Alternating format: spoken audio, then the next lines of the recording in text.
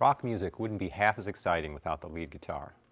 And today, we're going to look at the techniques and concepts used by some of the most influential soloists. Hi, I'm Troy Stetina, and this lesson is all about rock licks. So grab your axe, bring your attitude, and let's get on with it. We're going to start out looking at some of the scales that are most commonly used in most rock licks. If any of these are new to you, you might want to brush up on them a bit before tackling the licks in this lesson. The first is the good old minor pentatonic, and its close relative, the blues scale. Here's A minor pentatonic.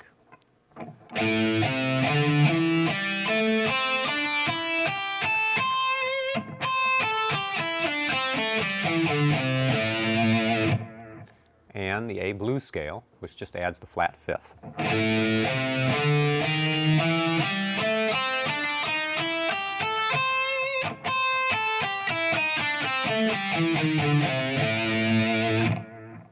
Next up, the major pentatonic in A looks like this.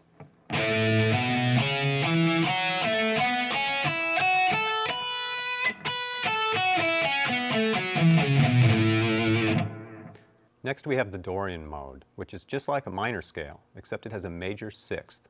Here's A Dorian.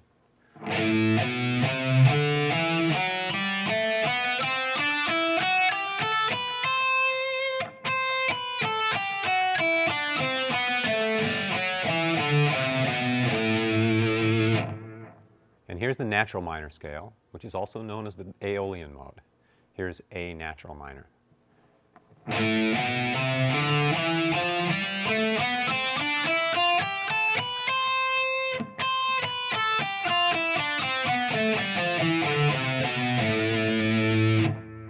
There are definitely others, but that's plenty for us to work with for now. Remember that all these scale forms are movable for playing in whatever key you want. Also realize that several of these scales may be combined in one lick, as we'll soon see. All right, now on to the licks. Rock has evolved quite a bit throughout the years, so we're going to group the licks in this lesson by general time period. We'll start with early rock and roll, which was epitomized by players like Chuck Berry, Scotty Moore. This first lick is based off the classic Chuck Berry intro lick. It's in A. 1, 2, 3.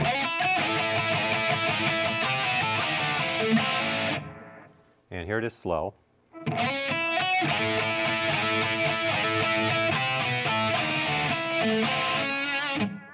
Here's a similar idea in G that features bent double stops, a common device in this style. 1, 2, 3. And slow.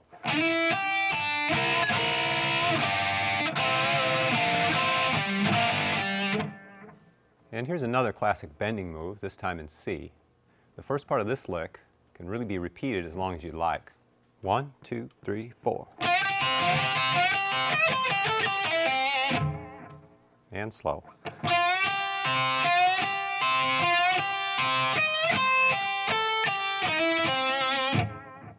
With 60s rock, we find, of course, Jimi Hendrix and other giants like Eric Clapton and Jeff Beck. The licks in this era exploited the greater amp sustain and also showed an increase in technical facility. The unison bend was a commonly used technique of this day. Here it is in an E minor pentatonic lick. 1, 2, 3, 4.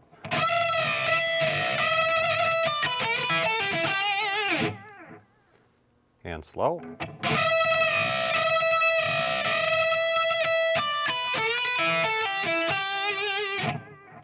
Clapton's famous for his smooth, speedy blues licks with cream, things like this lick in A. 1, 2, 3, 4.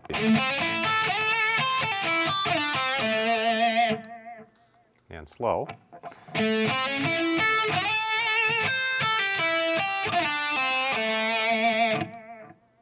And Hendrix was known for, among other things, speedy pentatonic flourishes, like this one in C-sharp minor pentatonic. 1, 2, 3, 4. And a little slower.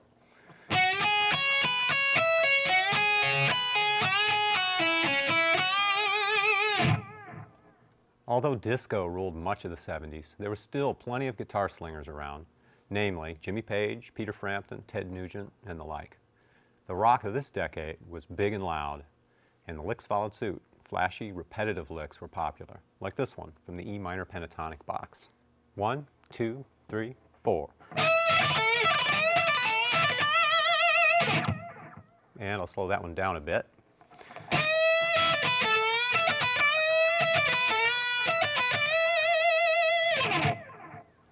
This one, in the style of Page, uses rapid open string pull-offs, which are common as well. 1, 2, 3, 4.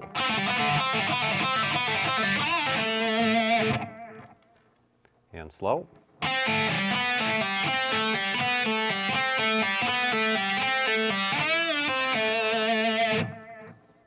Funk influenced the solos of the day as well, as demonstrated in this Frampton-style lick in D. 1, 2, 3, 4.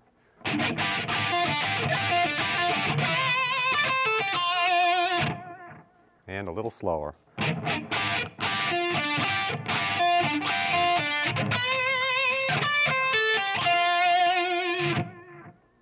We'll think of everything from the 80s on as modern rock, since the guitar solo pretty much reached its peak in the 80s. Flash was definitely the name of the game, and of course big hair. 3 notes per string patterns became very popular, and this Van Halen type lick uses a legato technique to breeze through one in B Dorian. 1, 2, 3, 4. And here's that one slowed down a bit.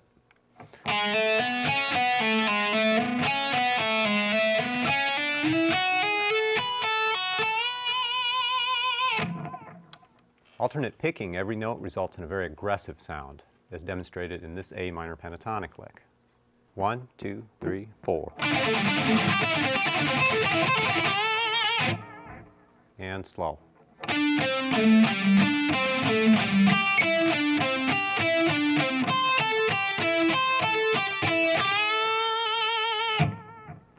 This speedy lick in E Dorian incorporates a bit of a left-hand stretch. 1, 2, 3, 4.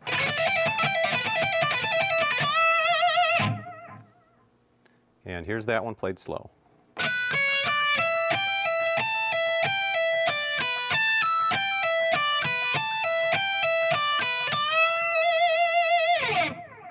Well, that's it for this lesson. I hope you've enjoyed these licks. Try combining them, changing them, moving them around to come up with your own. Have fun and good luck.